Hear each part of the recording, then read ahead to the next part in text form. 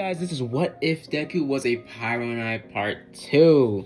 Now guys, if you've seen my new my new video I posted, What If Deku was suffered, I am working on more better acting scenes, better voice acting, better scenes between each character, and really trying to embody the emotion between every character, and really trying to, I guess, embrace more into embrace and invest myself more into the story and actually feel the characters pain and stuff like that. So yeah, stuff like that.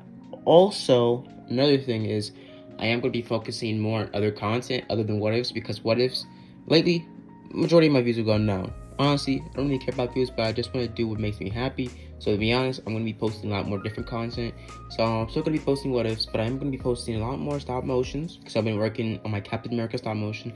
I'm almost done with the animation and and editing. All I need is some voice actors. I got some people ready for it, but I do need a specific voice actor to do a southern racist voice, because I'm going to be making U.S. agent in in the stop motion a little bit racist, a little bit jokingly racist. He gonna be saying, he gonna be saying the N-word a little bit. I'm messing. He ain't gonna be saying the N-word, but he's gonna be a little bit comedically racist. But yeah.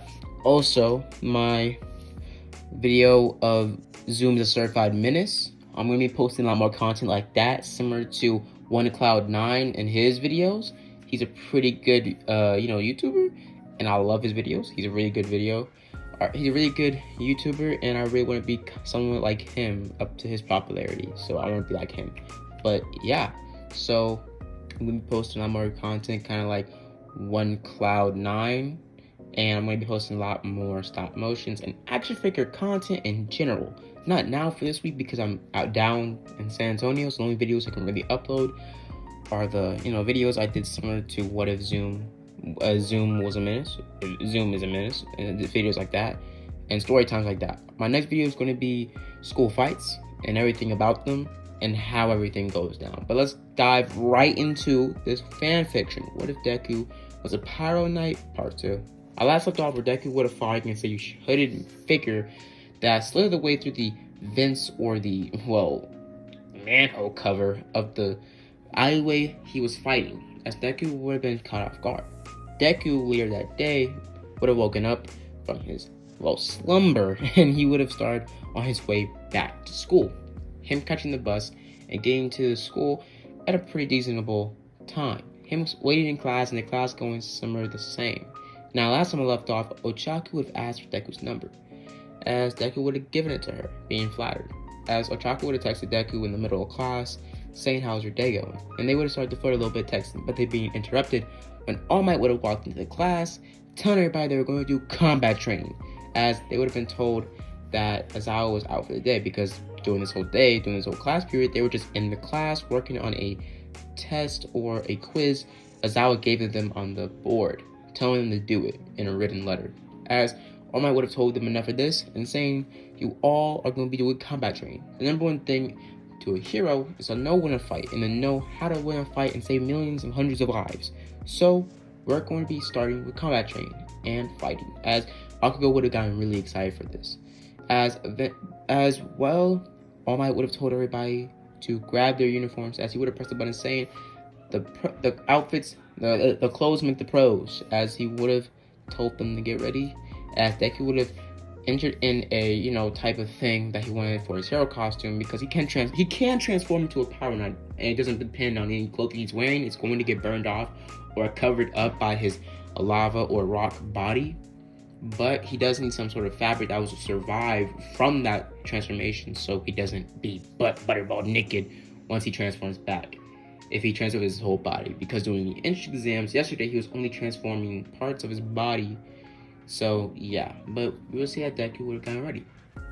Deku warming up, doing some jabs and punches, and him turning on his powers, and basically using his powers and trying to figure out if the suit works. And it does. It was a pretty good fit, as we are told that Deku's suit is somewhat similar to Human Torch's suit. It's more of a skin-tight green latex suit, similar to Elastic Man's first appearance in the CW suit. If you know Elastic Man, Mr. Elastic Man, or Elasticity Man, his powers and his powers, like, he needs a suit that's very durable. So his first appearance suit with the gray, that suit from the CW, a similar suit to that, but no mask and with like more combat style gray boots, with the whole suit being like a light darkish green. So it'd be dark lines around the suit, and the whole base suit would be like a light type green, the same green Deku had for his first appearance homemade suit he got, or he was helped with by his mother. So stuff like that, a suit like that. As Deku would have gotten ready. And would have gotten ready and ready, as he would have used something, he would have had like a blank spot in his chest, thinking that he could do some sort of logo, like a fire logo. But some heroes around America already had that, so he didn't really know what to use or what to do for his logo. But nonetheless, we would get shown that Deku would have gotten ready, as everybody would be teamed up the same, as Deku would have been really excited to be teamed up with Ochaku, as they would have started to talk a little bit, and Ochaku would have started to initiate a little flirting with him, as he would have been kind of, oblivious to this point, because he was more focused on the mission at hand, him doing the combat training and getting back at Bakugo. He did hate Bakugo for what he did to him, how he tormented him all his life, but Deku still, at the same time, was still kind of a kind-hearted boy. He didn't want to truly hate a person, but he despised Bakugo for what he did to him. So he wanted to make Bakugo pay, but not as the same way Bakugo wanted to make him pay. I think we just wanted to win a fight against him. Bakugo wanted to murder this nigga. But we can switch to, Deku getting ready as they are started. Deku has a comm piece and Ochaku as well. He tells Ochaku to go upstairs and to try to go around, and they're going to be going a circle around, and we'll rendezvous back to the top stairs so we don't see anybody, and assume that they're both in the same room. We're going to barge in there. You're going to go first, and then I'm going to come in second, blasting the homeroom with flames and overpowering them, as that's Deku's first plan. As they go on this plan, as they start to circle around the building, going certain ways alone, eventually Ochaku coming across the bomb room before Deku. During this time, Deku would have ran into Bakugo. "What are you doing here, nerd? You know what? I'm sick and tired of you keeping lies from me. You lying to me all these years.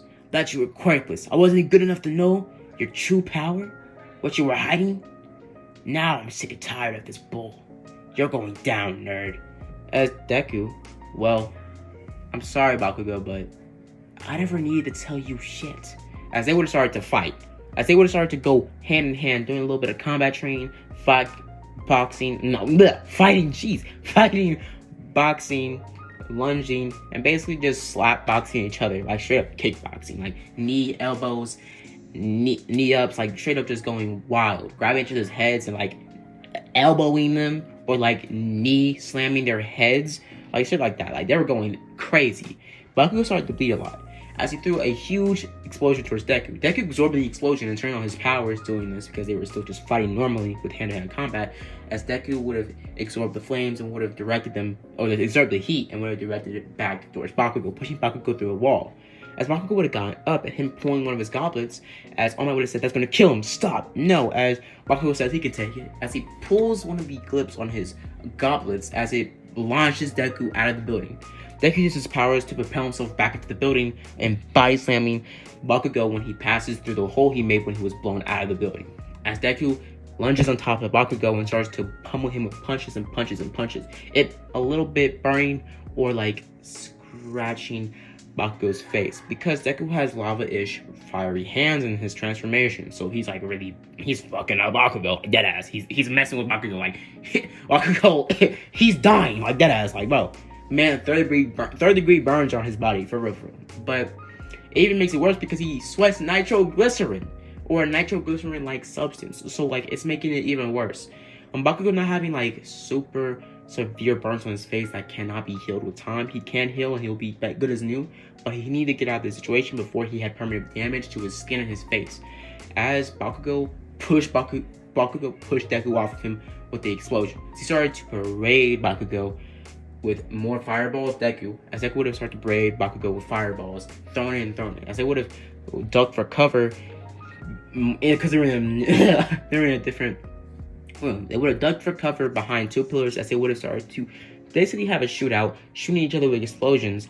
As Bakugo In this canon, he would have trained a little bit harder after figuring out Deku lied to him during this 10-month arc training, as he would have focused his way into making short, long-range attacks. But these short, long-range attacks would do a toll on Bakugo's fingers, kind of like, well, Deku's attack with his, pretty much flick attack. So I don't know what it's called. Please correct me in the comments. But we would see that, well, Deku would have started to get a little tired of this, as he would have started to run across the pillar and started to berate Bakugo, or the pillar Bakugo was hiding behind, but Bakugo was gone. Bakugo came up behind Deku and threw a huge earth-shattering explosion behind Deku's head, as Deku would have been pushed through the floor down to another room. As Deku would have been on the floor, kind of hurt by this, because the fire didn't hurt him. The impact messed with him. Him being blown through a freaking floor down to a second room. As Deku would have gotten up, him limping a little bit, but him using his powers to hit him with a huge fireball. As Deku would have seen that Bakugo would have been gone out of his line of sight. Bakugo coming behind Deku and hitting him with a huge explosion against both of the sides of his head, blowing Deku's head up. As Deku would have been still, alive, it wouldn't really hurt him that much since he would absorb majority of the fire, but the impact would be hurting Deku a lot. As Deku would have gotten up and would have gotten sick and tired of this, as he would use all of his power in that one moment, a huge short burst of power. His eyes would have gone completely red, as his fire side would have became a solid red fire, as he would have been, intimidating Bakugo. Bakugo be completely scared by this, but Deku would have gone demon time.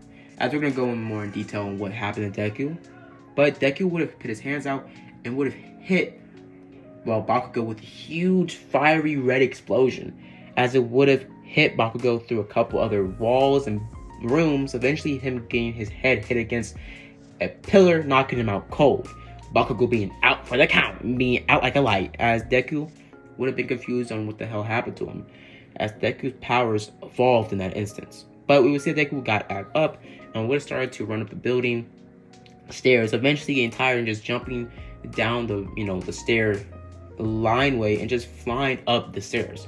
As he would have gotten up the stairs, passing through multiple walls, using his powers to burn through the wall concrete, kind of tuckering them out, as he was burning through concrete for like seconds out of end. As Deku would eventually hit a dangerous level of heat, as Deku didn't notice this until he entered the room with other life forms, other living beings. As when he landed on the ground, the concrete started to melt underneath him. As well, Ida started to heat up profusively in his metal suit, like a freaking, like a hot dog in a microwave. Like he was about to blow up. As he started to rush towards Deku, but he would have passed out before he even got towards Deku, since it would be a profusive, unweathering amount of heat. As it would have been, too much, as Bakugo would have been feeling this heat all the way down to like the first 3 floors of the building. Like this heat was super bad. As if you open the door, you would feel this like breeze of straight hot air. As Deku would have been burning the concrete around him, as the metal pipes around him would have started to become less dense and a little bit meltier and falling apart. And also, Ochako would have about to pass out, as she would have been going under heat stroke. The same thing that happened to Ida. As Deku would have tried to turn this off, as he would have slowly lowered down his heat, but not being enough, as Todoroki would have had to jump in, him running up the stairs, as Deku was kind of freaking out on how he can turn off this amount of heat, as eventually, Todoroki would have iced him out, pretty much freezing the whole room solid and getting Ochako and Ida out of the way of the ice blast. As we would see that Deku would have been frozen solid, but him melting through the ice, as he would be cooled down now, him turning off his powers, as he would be confused on how he couldn't turn him off, and how his fire was becoming so exponentially bigger and hotter, as the air around him was literally boiling. As we would see that Deku would have been told to control his powers a lot more, as we would be told that, All Might would have told Deku that you need to train with somebody with the same abilities as you, as he suggests him to try to work with the kid in your class, Todoroki. As he would have said no, because Todoroki has an ice quirk, right? As All Might says yes, but as he's told not to by, Todoroki behind him. Todoroki says don't reveal it, as All Might is confused and doesn't want to listen to a little kid, but yet again he wants to, he wants to give these children their privacy. They're gonna be grown men soon, grown women and men. So he just let it lie. People are gonna figure out the truth later on, as Deku kind of remembers a little bit about the entry exams, but remembering something like on the other side of the walls, he would have seen a huge burst of flames on accident, as so many people would be yelling and stuff. As in this universe, in this continuity, Todoroki would have lost his cool a little bit, him pushing a huge ball of flames out of this left side of his body, or right, I don't remember which side, as it would have been like a huge short pulse. It's not burning anything or hurting anybody, but it giving off or throwing off people on thinking, oh, Todoroki only had an ice core. Todoroki has a fire side too. People would have known this, but they wouldn't say anything about it, since Todoroki felt a little bit cold and actually stared down everybody before he walked off, being kind of confused and pissed off that his powers just went off like that. But we would see that, well, Deku would have just gone home after the entry exams and walking home, but him being interrupted by Chaku. Chaku had been living near the same area as him. Him saying, do you want me to walk you to home? As Deku says, no, I'll walk you. As they start to talk a little bit, flirting a little bit, and then just, having a good time. Eventually, they would have been caught and pretty much distracted by a huge bright green light on the other side of the city. Deku would have heard something, as he would have heard a faint yell. It's hero time. I'm going to leave it off here, guys. So I hope you guys enjoy the video. Hope you guys like and subscribe. And as always, guys, have a blessed day. Deuces. And guys, I am going to be working on a what if movie, because the last movie I did was what if Deku was a Todoroki, and that was like a movie, but I need to actually finish that. That was like a 7K like appreciation video, but yeah, so I'm gonna be making a what if movie video for my appreciation when I get to 8K. So guys, please tell me what if movie I should do. Hope you guys enjoyed the video. Be like and subscribe. As always, guys, have a blessed day. Deuces.